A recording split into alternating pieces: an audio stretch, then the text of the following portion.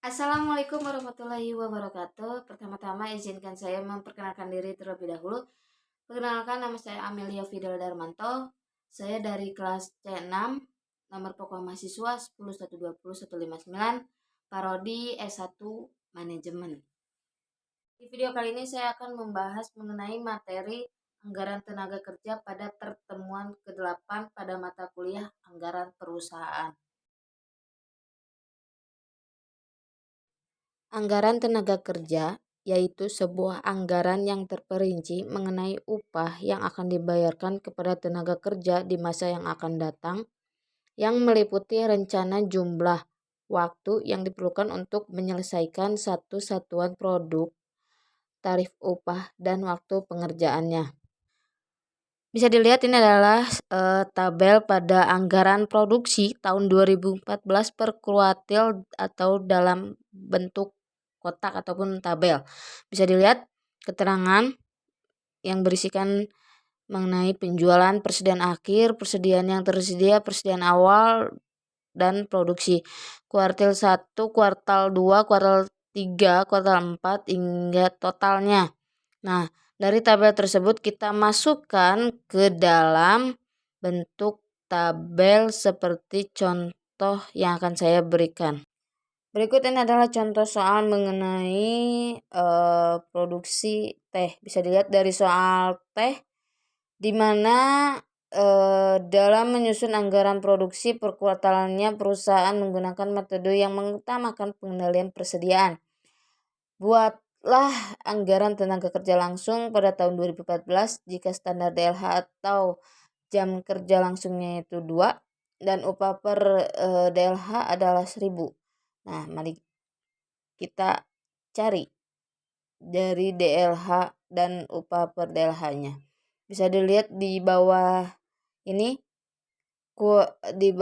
yaitu ada tabel, bisa dilihat kuartal pertama hingga kuartal keempat, terus produksi, standar DLH, DLH per jam, upah per DLH, DLC yaitu biaya tenaga kerja langsungnya atau BTKL atau bisa disebut dengan direct labor cost atau bisa disebut dengan DLC. Nah, bisa dilihat dari kuartal pertama produksi standar DLH kita yaitu 2. Jadi jam kerja yang kita butuhkan yaitu 73.572 unit. Yang kita butuhkan hanyalah 147.144 DLH atau bisa disebut dengan jam kerja langsungnya. Karena dimana standar per 1 unit barangnya yaitu adalah 2 DLH atau bisa disebut dengan jam kerja langsungnya. Upah yang kita keluarkan 1 jam kerja langsungnya yaitu 1000, sehingga bisa dikatakan total biaya tenaga kerja langsungnya yaitu sebesar 187.144.000. Sama halnya dari kuartal pertama hingga kuartal keempat pun hampir sama dalam penyelesaiannya. Nah, terus kita totalkan keseluruhannya dari produksi dari 73.572, 94,072, 103.237 produksi, 91.544 itu dijumlahkan semua. Standar DLH pun juga sama, DLH per jamnya pun juga sama dijumlahkan, upah per DLH-nya pun juga sama dijumlahkan. DLC, biaya tenaga kerja atau bisa disebut dengan direct labor cost, itu pun sama dijumlahkan keseluruhannya dari produksinya, total keseluruhannya itu 362.425. DLH per jamnya yang kita totalkan 724.850. Itu hasil dari jumlah dari kuartal pertama hingga kuartal keempat. Nah, dari DLC itu sendiri biaya tenaga kerjanya 724.850.000, itu hasil keseluruhannya. Bisa dilihat contoh soal kedua, yaitu susunlah anggaran jam kerja langsung atau DLH dan anggaran biaya tenaga kerja langsung atau bisa disebut dengan DLC untuk tahun 2014 jika diketahui data-data berikut. Bisa dilihat di bawah ini yang dekat tanda panah paling bawah, yaitu data produksi per unit, di mana keterangan produk A, produk B. Produksi per unit pada produk A yaitu 46.000, produk B yaitu 32.000, dijumlahkan 46.000 ditambah 32.000, hasilnya yaitu 78.000.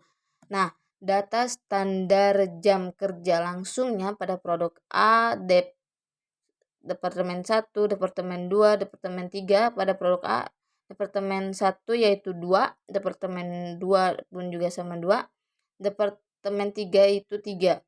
Yang produk B pun juga Departemen 1 yaitu 1 diproses ke Departemen kedua menjadi 2.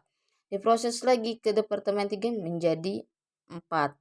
Nah, selanjutnya yaitu upah per DLH. Bisa dilihat dari Departemen 1 hingga Departemen 3. Upah per DLH-nya Departemen 1 yaitu 500, Departemen 2 yaitu 800, Departemen 3 yaitu 300. Nah, selanjutnya kita masuk ke anggaran biaya tenaga kerja. Nah, bisa dilihat dari anggaran jam kerja langsung DLH pada tabel tersebut. Nah, bisa dilihat produk A dengan produk B, terus produksinya yaitu produk A 46.000, produk B-nya pun 32.000. Nah, rumus dari DLH itu sendiri yaitu standar DLH alat produksi dikali DLH standar. Nah, kita buat Departemen 1 hingga Departemen 3, standar DLH.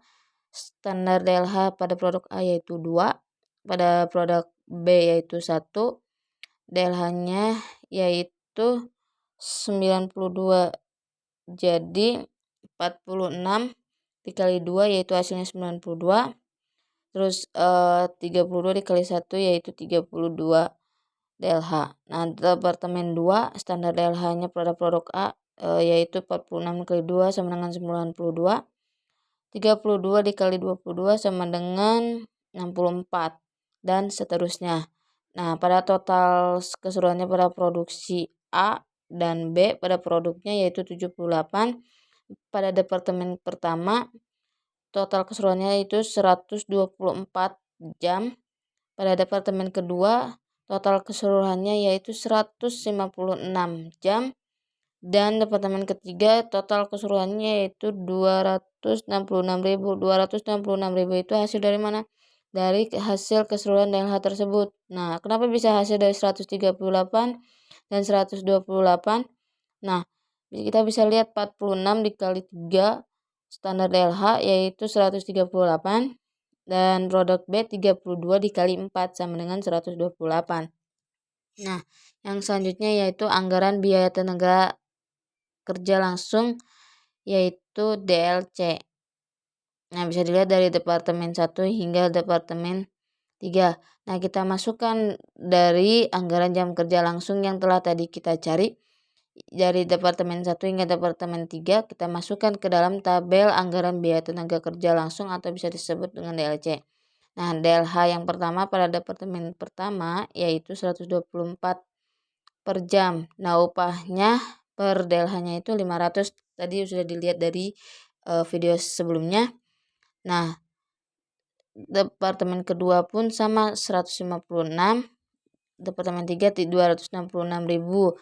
Nah, upah DLH pada 266 yaitu 300, pada DLH Departemen kedua yaitu 800.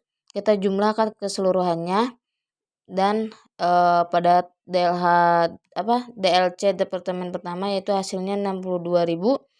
DLH Departemen kedua yaitu 124. 124 itu hasilnya dari mana? 156 dikali 800 hasilnya 124. 79.800 itu hasilnya dari mana? Dari 266 dikali 300 hasilnya 79.800.000.